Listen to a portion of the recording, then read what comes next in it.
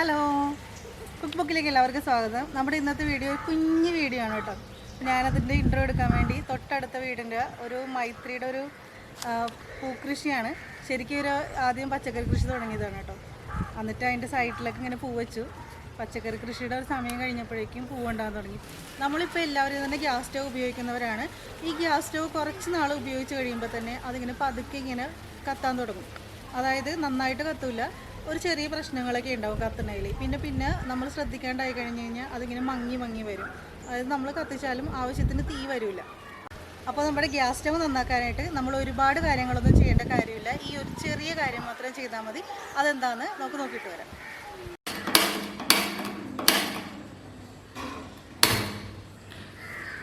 കണ്ടോ, കുറേ നാൾ കഴിയുമ്പോഴേക്കും നമ്മുടെ ഗ്യാസ് ഇതുപോലെ കത്തൂല, നന്നായിട്ട് കത്തൂല. ഇതിപ്പോൾ വലിയ ബർണർ ആണ്, കണ്ടോ കത്തുന്നില്ല മര്യാദക്ക്. ഇനി ചെറിയ ബർണർ ഇതുപോലെ തന്നെ കാണിച്ചു തരാം.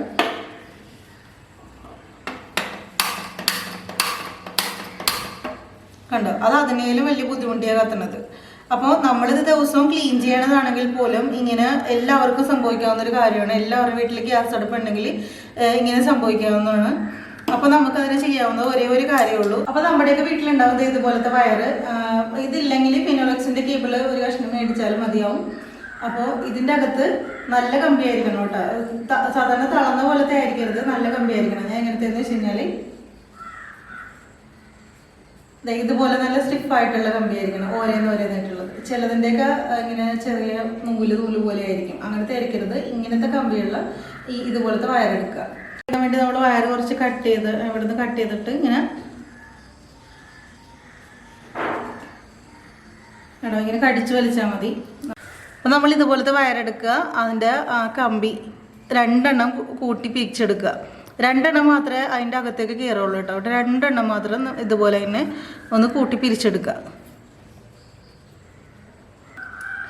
ആദ്യം തന്നെ നമുക്ക് ഗ്യാസ് അടുപ്പ് മറിച്ചിടുന്ന മുമ്പ് നമുക്ക് ഗ്യാസിൽ നിന്നുള്ള റെഗുലേറ്റർ ഓഫ് ചെയ്യണം കേട്ടോ. ഓൺ ചെയ്ത് വെച്ചിട്ട് ഇങ്ങനെ ചെയ്യരുത്. ഗ്യാസ് കുറ്റിയിൽ നിന്ന് കണ്ടോ, ഈ പൈപ്പ് വഴി ഇതുവഴി ഇങ്ങനെയാണ് വരുന്നത് കണ്ടോ. അത് ഇവിടെ വന്നിട്ട് ഇവിടെ ഒരു ചെറിയ നോബുണ്ട്. ആ നോബിൻ്റെ ഉള്ളിൽ ഒരു ചെറിയൊരു തുളയുണ്ട്. ആ തുളയിൽ കയറാൻ പറ്റണത് ഏകദേശം ഈ വയർ മാത്രമേ ഉള്ളൂ. മുട്ടുസൂചി പോലും ഇതിൻ്റെ അകത്തേക്ക് കയറില്ല. അപ്പോൾ ഇത്രയുള്ള വയർ കൊണ്ട് മാത്രമേ അതിൻ്റെ അകത്തേക്ക് കയറ്റാൻ പറ്റുള്ളൂ. അപ്പോൾ അതിന് വേണ്ടിയാണ് നമ്മൾ ഈ വയർ എടുത്തത്. ഇനി ആ നോബിൻ്റെ അവിടെ ഒരു ചെറിയ തുളയുണ്ട്. നമ്മൾ ശരിക്കും ടോർച്ച് അടിച്ച് നോക്കിയെങ്കിൽ കാണാൻ പറ്റുള്ളൂ.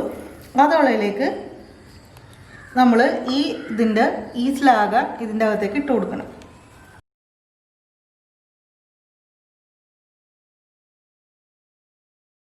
അപ്പോൾ നമ്മൾ ആ തുള കണ്ടില്ലേ, ആ തുളയിലേക്ക് നമുക്ക് ഇനി ഇത് ഇട്ട് കൊടുക്കാം. പരമാവധി നേരം ഇട്ട് കൊടുത്ത് നന്നായിട്ട് ഇളക്കി കൊടുക്കണം ഇങ്ങനെ.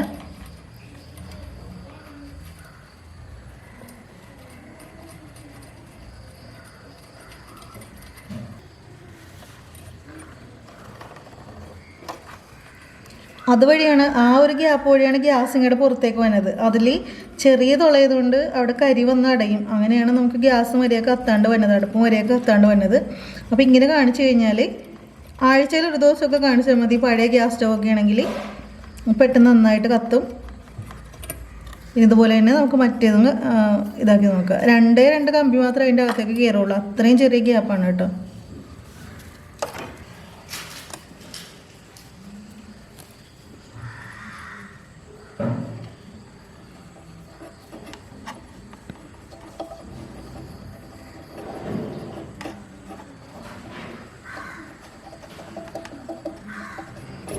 കണ്ടോ, നമ്മൾ ഒരുപാട് നേരം അതിൽ കിടന്ന് മരിച്ച് പണിയൊന്നും വേണ്ട. പെട്ടെന്ന് ഒരു കുത്തിൽ തന്നെ അത് ശരിയായിക്കോളും. റെഡിയാക്കി വെച്ചിട്ട് കത്തിച്ച് നോക്കാം.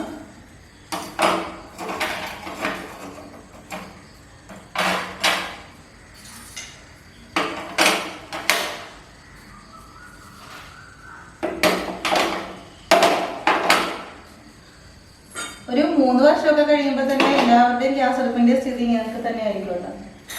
അപ്പോൾ നമുക്ക് കത്തിച്ച് നോക്കാം അല്ലേ. കണ്ടോ, നന്നായിട്ട് കത്തണല്ലേ.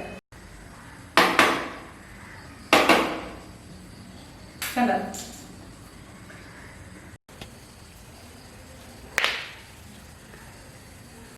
നേരത്തെ എങ്ങനെയാ കത്തിരുന്നത് നോക്കി. ഇത് നന്നായി നന്നായിട്ട് കത്തുന്നുണ്ട്. ഇത് കുറച്ചും കൂടി നന്നായിട്ട് കത്തുന്നുണ്ട്. ഇതിപ്പോ 5 വർഷം പഴക്കമുള്ള ഗ്യാസ് സ്റ്റവ് ആണ് കേട്ടോ.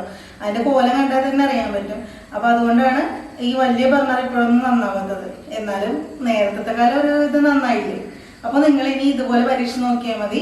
കുറച്ചു കാലം കൂടി നമ്മുടെ ഗ്യാസ് സ്റ്റവ് ഉപയോഗിച്ച് കൊണ്ടുപോകാൻ പറ്റും. നന്നായിട്ട് കത്തിക്കാൻ പറ്റും. നമുക്ക് ചിലപ്പോൾ ദേഷ്യം വരും. അത്യാവസ്ഥക്ക് എന്തെങ്കിലും ജോലി ചെയ്തുകൊണ്ടിരിക്കുമ്പോഴായിരിക്കും ഇത് നേരെ പാലൊക്കെ വെച്ച് കഴിഞ്ഞാൽ പോലും ഒരുപാട് സമയം എടുക്കും തിളക്കാനായിട്ട്. കണ്ടോ? അപ്പോൾ നിങ്ങൾ ട്രൈ ചെയ്ത് നോക്കുക കേട്ടോ. അപ്പോൾ വീഡിയോ എല്ലാവർക്കും ഇഷ്ടപ്പെട്ടെങ്കിൽ ലൈക്ക് ചെയ്യാനും ഷെയർ ചെയ്യാനും സബ്സ്ക്രൈബ് ചെയ്യാനും മറക്കരുത് കേട്ടോ. കൂട്ടുകാരോടൊക്കെ ഒന്ന് പറയുക. അപ്പോൾ അടുത്ത വീഡിയോ ആയിട്ട് വരാം. ടാറ്റാ.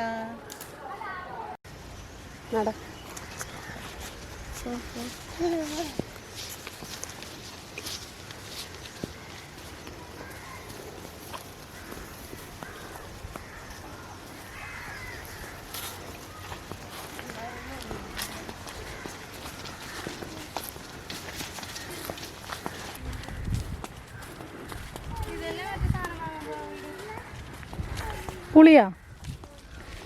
അല്ലല്ല.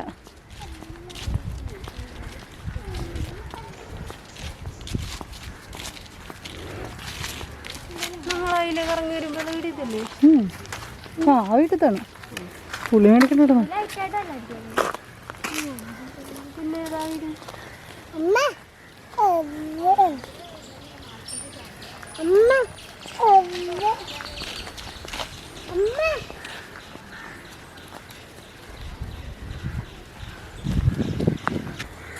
പറിക്കരുത് കേട്ടോ. ഒറ്റ പൂ പോലും പറിക്കരുത്.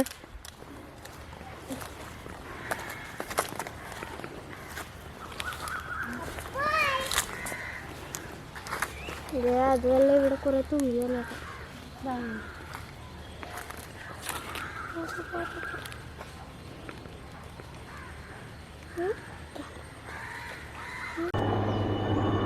അപ്പോൾ ഇന്നത്തെ വീഡിയോയിൽ ഞാൻ ഉൾപ്പെടുത്തി. അപ്പോൾ ഇന്നത്തെ നമ്മുടെ ഹെലികോപ്റ്റർ മഞ്ഞത്തുമ്പി തുമ്പിയെല്ലാം കൂടി ഇങ്ങനെ വരും. അവസാനത്തെ ഇവിടെ പിടിച്ച